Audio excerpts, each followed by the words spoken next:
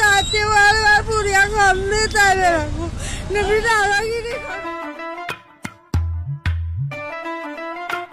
প্রিয় দর্শক, আসসালামু আলাইকুম। সাধারণত আমরা রাজনৈতিক বা সামাজিক কোনো দাবিতে মানুষকে রাস্তায় বসে প্রতিবাদ করতে দেখি, কিন্তু এবার ঘটনাটি একেবারেই ব্যতিক্রমী। ভারতের গুজরাটের বাদোদারায় এক নারী রাস্তায় বসে পড়লেন কারণ মাত্র 2টি পানিপুরি কম দেওয়ায়। ঘটনাটি স্থানীয় গণমাধ্যম এনডিটিভি প্রকাশ করেছে। জানা যায়, ওই নারী 20 রুপি দিয়ে 6টি পানিপুরি কিনেছিলেন, কিন্তু বিক্রেতা তাকে দেন মাত্র 4টি।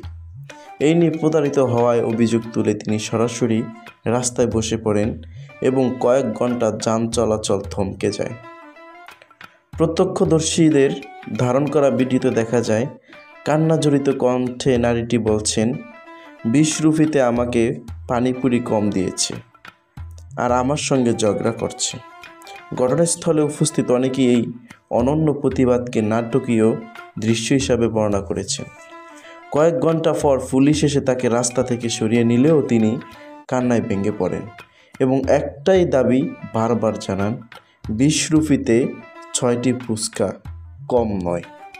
শেষ পর্যন্ত বাকি 2টি পানিপুরি তিনি পেয়েছেন কিনা তা অবশ্য জানা যায়নি।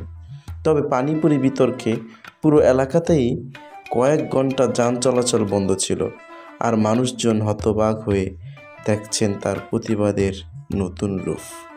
প্রিয় দর্শক, বিষয়টি আপনার কাছে কেমন লেগেছে? আশা করি আপনার মূল্যবান মন্তব্য কমেন্টস বক্সে জানিয়ে যাবেন। আল্লাহ হাফেজ।